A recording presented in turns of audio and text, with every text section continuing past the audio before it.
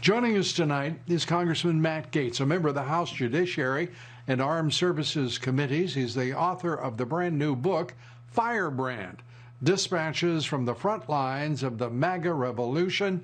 We encourage you to pre-order it now. We highly recommend it.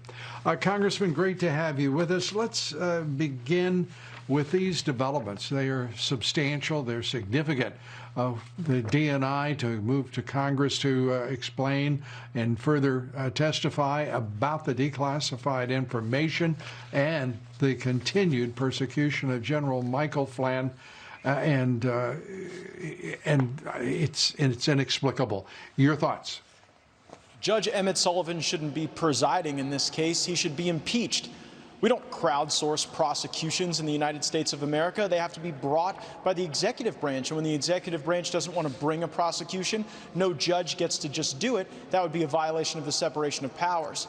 If the referee in this case weren't wearing the jersey of the other team, Sidney Powell would have won this case 3 times already. She would have had her motion for habeas corpus granted. Now, when you talk about the Ratcliffe memo today, it is remarkable. It proves that we were right all along. Russia was never a crime committed by the president. It was a setup concocted by Hillary Clinton as an excuse for the failures of the Obama, Biden, Clinton era, and an excuse for her failures with the electorate.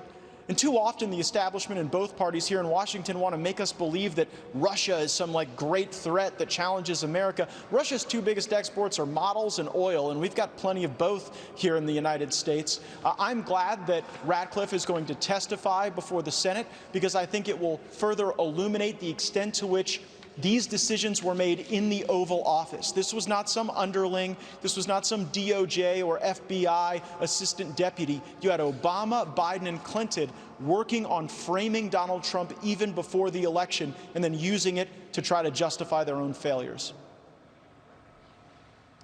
The American people now have witnessed 11 months, first 11 months of investigation by the FBI of this president. Then almost 2 years of the special counsel investigation, then an impeachment inquiry, so-called. And in every instance, he has been exonerated. He is the only one who's been exonerated. The investigators themselves have been proven politically corrupt, orchestrating a conspiracy against a sitting president, and yes, a candidate for president, as they tried to block his election. Will there be an accounting in your judgment?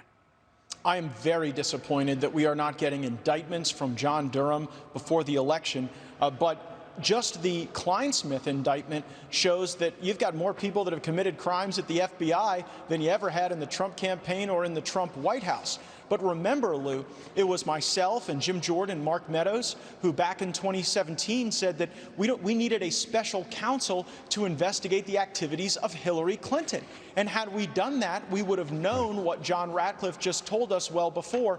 But we had the spineless speaker, Paul Ryan, who blocked us at every turn. You know, he acted like we were the tinfoil hat wearing crazy Republicans. But the reality is we were telling the American people the truth. People in Washington on both sides of the aisle were lying to the American people, and now we know exactly where the Russia hoax began, exactly what the purpose was. And you know what? This mail-in ballot nonsense, the ballot harvesting, that's the new Russia. They're going to use ballot harvesting to try to delegitimize what will almost certainly be a win for President Trump on Election Day. And you talked in your reporting about the importance of this debate. I guess Joe Biden didn't get his 2 breaks. I think earlier he'd requested nap time or something like that. But when you talk about businesses outside boarding up, they're not boarding up for people with MAGA hats. You know, nobody with a MAGA hat is running down the streets, setting stuff on fire, trying to destroy our nation. It's the radical left that threatens safety and security and tranquility on our streets. That should be the central point that Donald Trump makes. Joe Biden will allow the Portland Woketopia to take over America. This is still the greatest country in the world. You write about it in Trump's century, and it's still a country worth fighting for. Congressman Matt Gaetz, as always, well said. We appreciate it. Thanks so much.